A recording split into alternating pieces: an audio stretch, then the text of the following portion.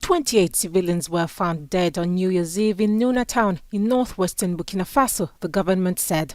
Rights group The Collective Against Impunity and Stigmatization of Communities alleged on Tuesday that the predominantly Fulani and Muslim victims were murdered by volunteer militia groups supporting the army. Extremist groups linked to Al-Qaeda and the Islamic State group have killed thousands and displaced nearly 2 million people in Burkina Faso over the past 7 years. In an attempt to stem jihadi violence, the government recruited tens of thousands of civilian volunteers to fight alongside the army. Many Fulani community members say they are afraid of the terrorists, adding they also fear the volunteer militias because some don't trust the community, suspecting them of supporting the jihadists. Burkina Faso's prosecutor called on the population to remain calm during the investigation, promising the government would arrest the perpetrators. Every morning, Buchire Samuel goes to this camp in Kanyaruchinyani Goma in eastern DRC. Together with a team of volunteer artists, he uses his talent to teach drawing to displaced children.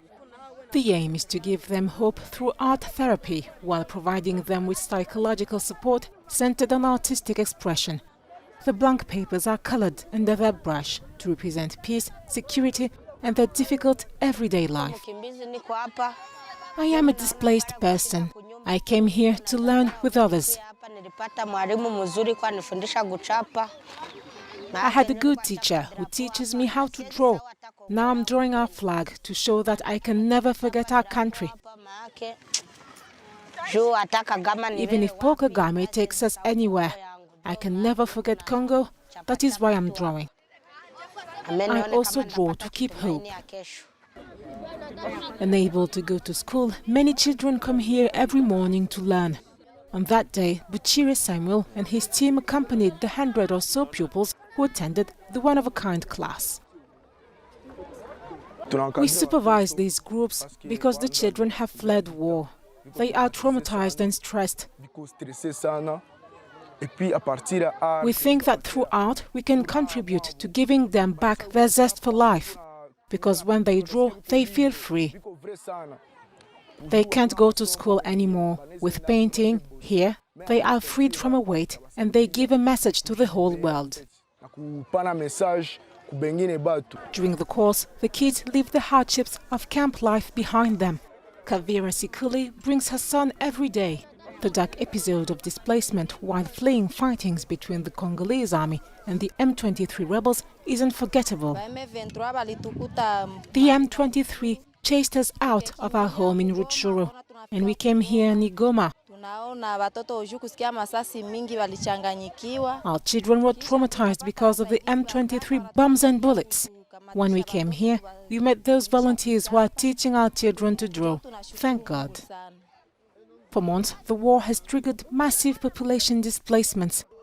Thousands of children who fled with their parents remain unschooled and unattended in various refugee camps, according to the UN's body, OTR. Music is back on the streets of Cape Town. The annual South African Carnival, also known as Tweede Nuwe Jaar, or Second New Year, has gathered tens of thousands of people on Monday. They flocked to participate in the open-air party that returned after a 2-year Covid-induced break. The city's deputy mayor was thrilled to experience the return of the festivity. There was something missing. I think if you understand the significant cultural aspect of it and the importance why we need to have this event to celebrate what has happened in the past and own our future, I think that is why this event is so important. People camp out days in advance to have front row seats to Tweede Nuwe Jaar, just highlighting the fact how excited everyone is that it's back now. About 20,000 performers divided into 27 troupes paraded.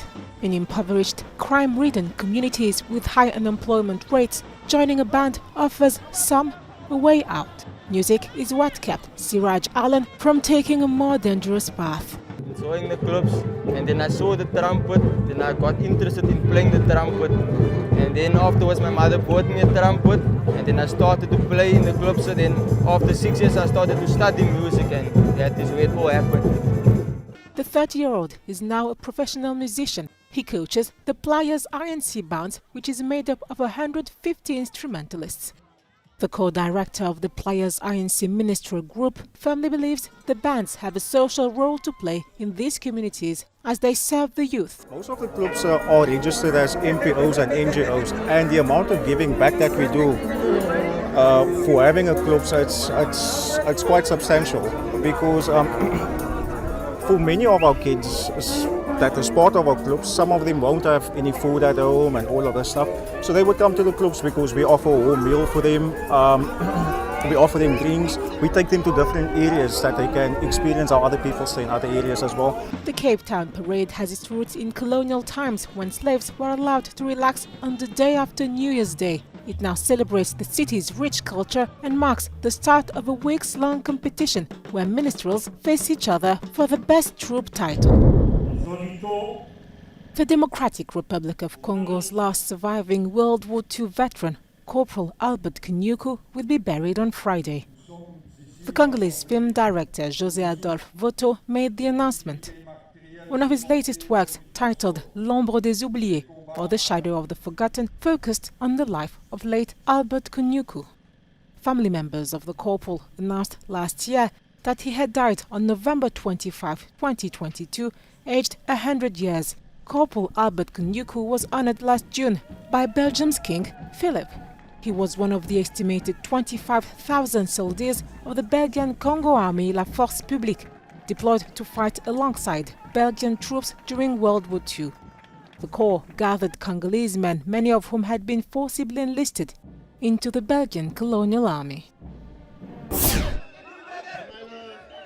A Senegalese journalist and prominent anti-government critic is extremely strained after a 2-week hunger strike he launched in protest of his detention, his lawyer said on Monday.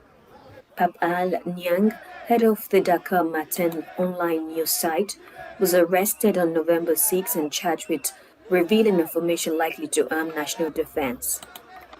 Niang, widely known in Senegal for his regular columns in current affairs, was released on December 14 but sent back to prison a week later. He has been on hunger strike since his latest imprisonment on December 20. The journalist has been at Dakar's main hospitals since December 24 with doctors concerned about his condition for the past 5 days. The case against Niang arose after he wrote about rape charges faced by the country's main opposition leader, Ousmane Sonko. Senegal has a strong reputation for openness and press freedom, but this status is in decline according to Reporters Without Borders.